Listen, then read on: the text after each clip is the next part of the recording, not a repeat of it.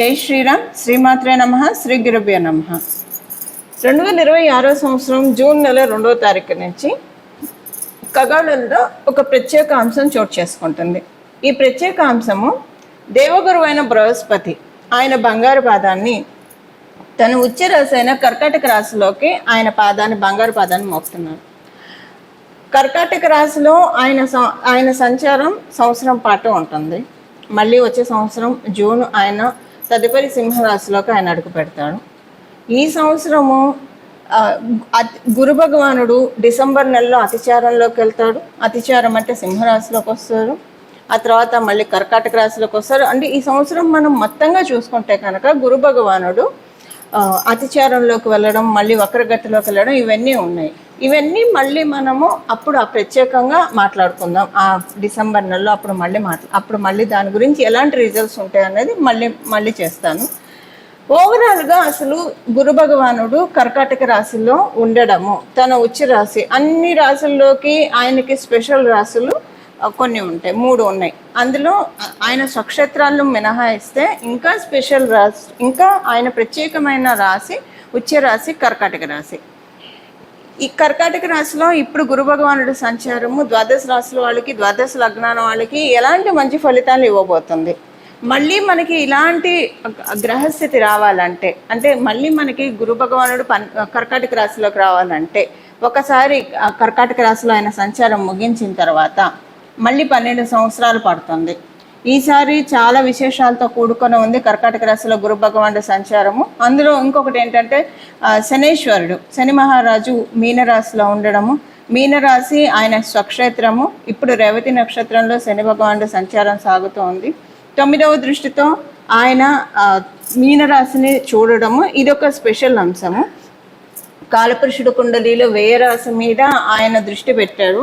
So ఈ వ్యయరాశి మీద ఆయన దృష్టి పెట్టడము, ఆయన స్వరాశి అవ్వడము, అందులో ఉచ్చరాశిలో ఉండి చూడడము, ఇవన్నీ కూడా చాలా మంచి ఫలితాన్ని ద్వాదశ రాశుల వాళ్ళకి, ద్వాదశ లగ్నాల వాళ్ళకి కలగజేస్తుంది. కొన్ని రాశుల వాళ్ళకి, కొన్ని లగ్నాల వాళ్ళకి కొంచెం వాటిని అందుకోవడంలో కొంచెం ప్రయత్నం వారు చేయాల్సి ఉంటుంది. అవేంటో మనం చూద్దాము.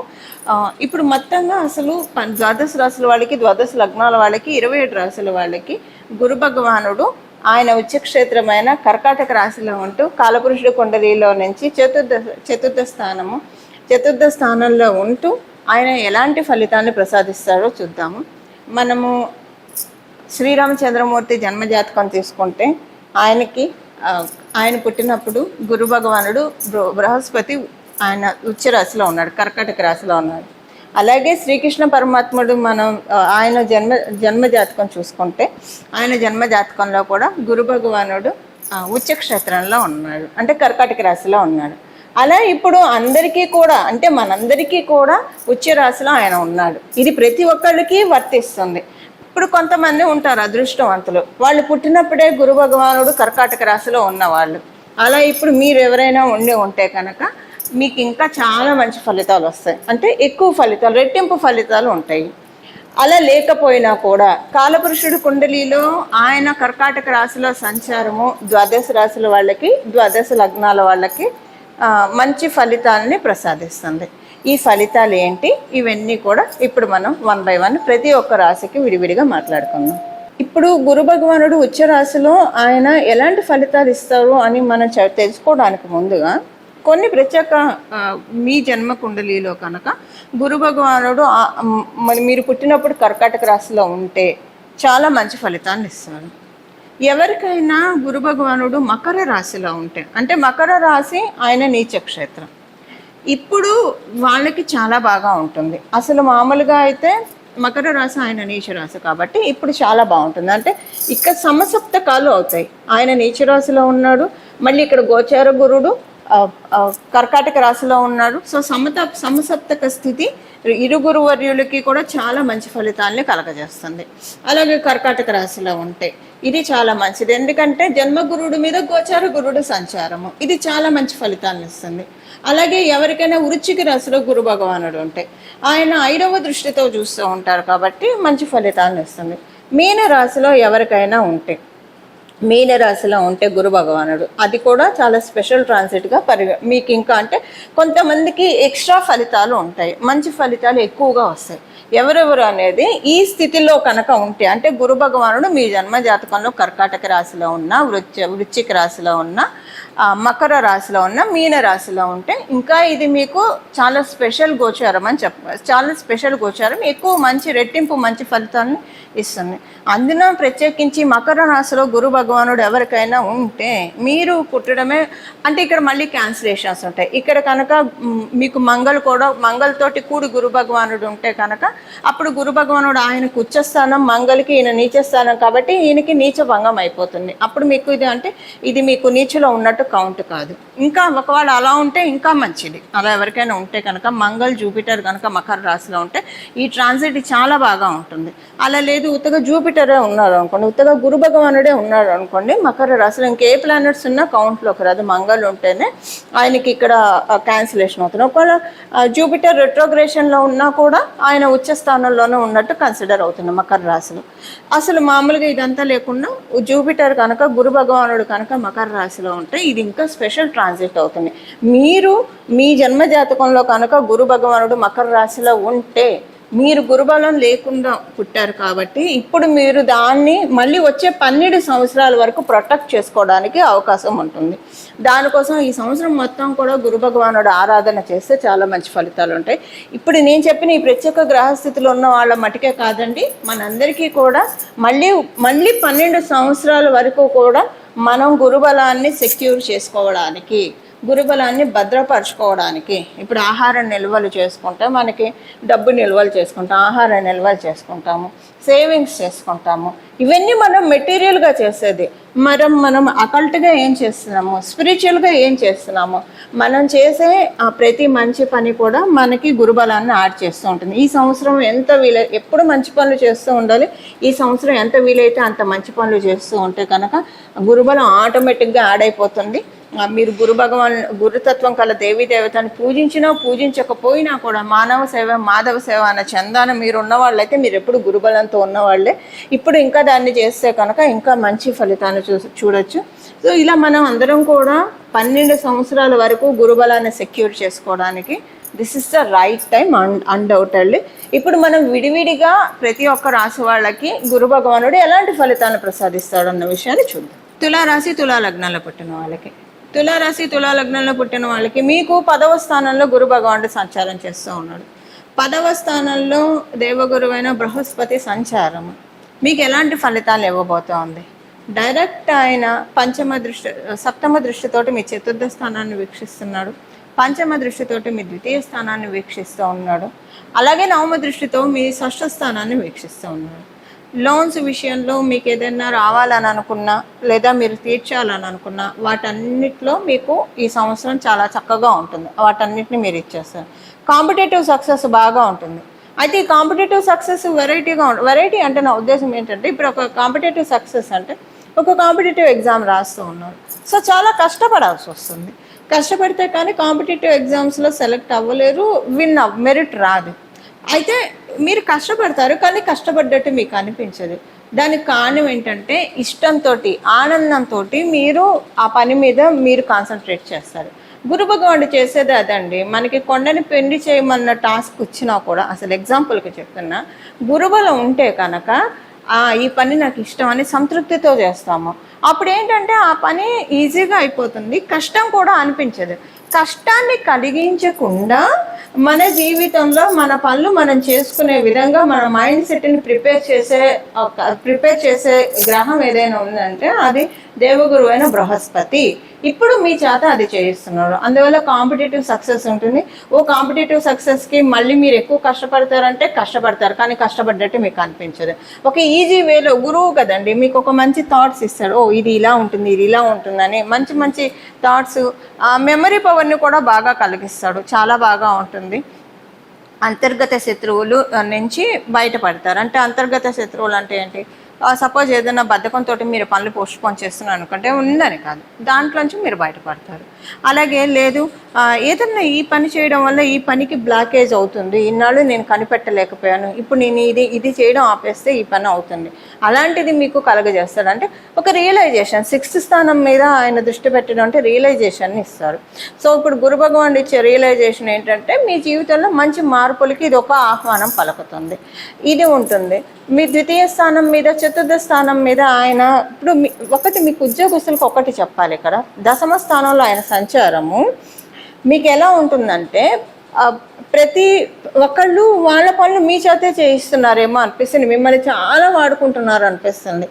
కానీ మీరు నో చెప్పలేరు. మీరు ఎంత నిర్మోహమాటమైన వ్యక్తులైనా సరే ఇన్నాళ్ళు ఇప్పుడు మీరు దాన్ని విడిచేస్తారు, మీకు తెలియకుండానే నో చెప్పకుండా మీరు చేస్తారు.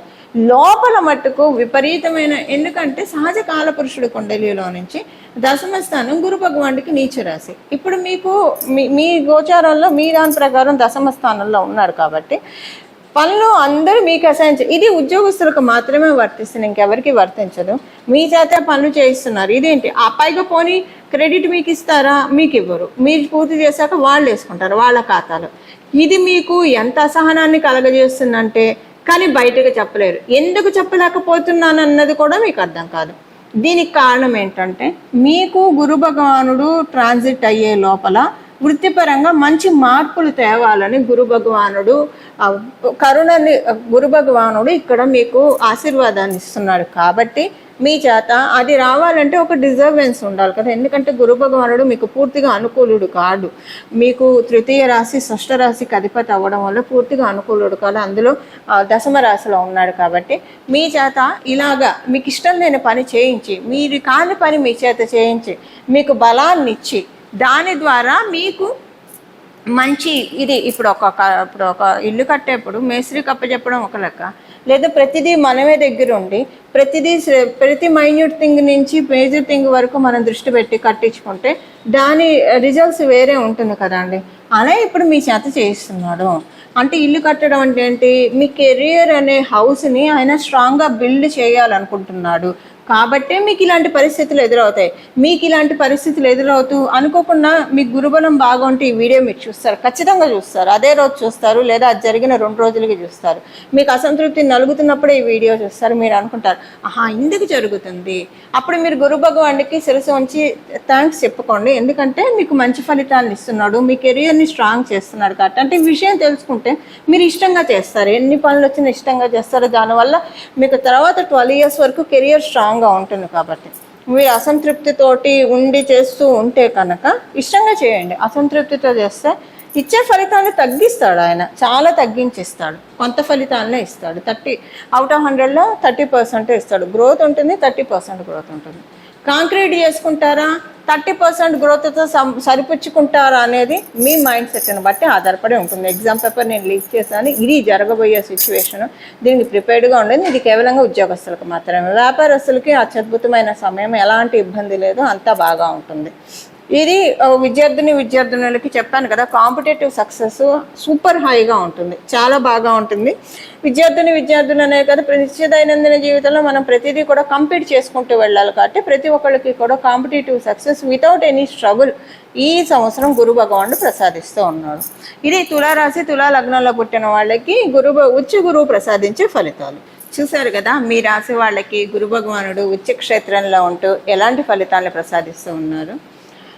వీటిని అందిపుచ్చుకోవడానికి మన వంతు ప్రయత్నం కూడా మనం చేయాలి కదా. ఎప్పుడైనా మన వంతు ప్రయత్నం మనం చేస్తే ఫలితాలు రెట్టింపుగా ఉంటాయి. అవి వచ్చేవి వస్తూనే ఉంటాయి, కానీ మనం కూడా మన వంతు ప్రయత్నం అవి అందుకోవడానికి చేస్తే కనుక వాటిల్ని మనం ఇంకా ఎక్కువగా గుర్తుపెట్టుకోవడానికి అవకాశం ఉంటుంది.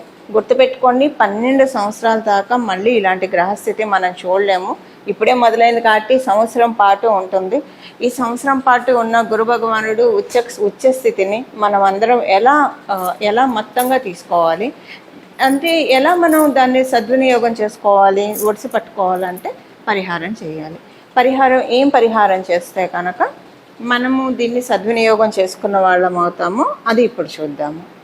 గురువుల ఆరాధన, మెయిన్గా గురువుల ఆరాధన ఈ సంవత్సరం అంతా కూడా ఆశాంతం కూడా చాలా మంచి ఫలితాలను ఇస్తుంది. మీరు ఏ గురు రూపాన్నైనా ఆరాధించండి. అమ్మవారు గురు రూపంలో చూస్తే సరస్వతి అమ్మవారి రూపంలో ఉంటుంది, రాజశ్యాముల అమ్మవారి రూపంలో ఉంటుంది.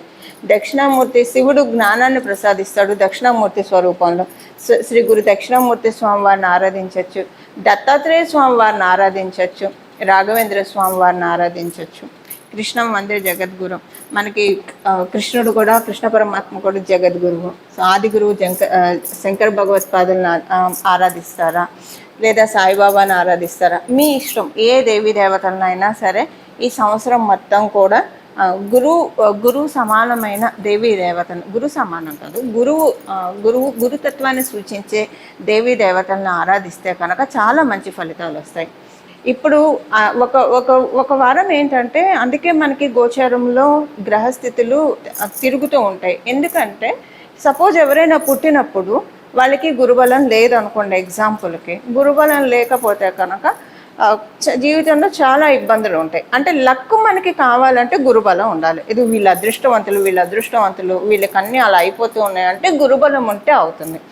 ఇలా గురుబలం అందరికీ దొరకకపోయినా భగవంతుడు అవ్యాజ కరుణామూర్తి కాబట్టి ప్రతి సంవత్సరం కూడా గోచారంలో వచ్చే ఇలాంటి స్థితిగతుల వల్ల మన జన్మజాతకంలో గురుబలం ఉంటే దాన్ని ద్విగుణీకృతం చేసుకోవడానికి, ఒకవేళ జన్మజాతకంలో గురుబలం లేకపోతే దీనిని పెంపొందించుకోవడానికి మరియు దాన్ని తీసుకోవడానికి, గురుబలాన్ని మనం తీసుకోవడానికి, అబ్జర్వ్ చేసుకోవడానికి ఇది చాలా సరైన అవకాశం. ద్వాదశ రాశుల వాళ్ళకి, ద్వాదశ లగ్నాల వాళ్ళకి, 27 నక్షత్రాల వాళ్ళకి కూడా. అందువల్ల గురుతత్వాన్ని సూచించే దేవీ దేవతల్ని ఈ సంవత్సరం మొత్తం కూడా ఆరాధిస్తే చాలా మంచిది.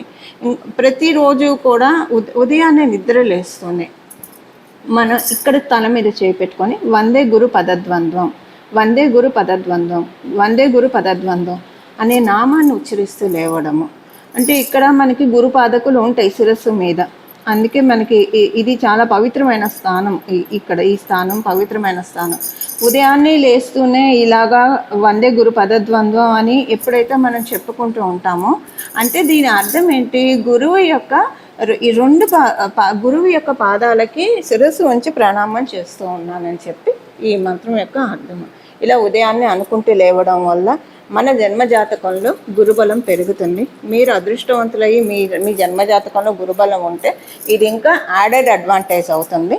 ఇప్పుడు ఇలా మనం గురుబలాన్ని పెంపొందించుకొని మన జీవితాన్ని ఉన్నంతలో అదృష్టవంతంగా మార్చుకోవడానికి చక్కటి సదావకాశాన్ని గోచారంలో బృహస్పతి ప్రసాదిస్తూ ఉన్నారు.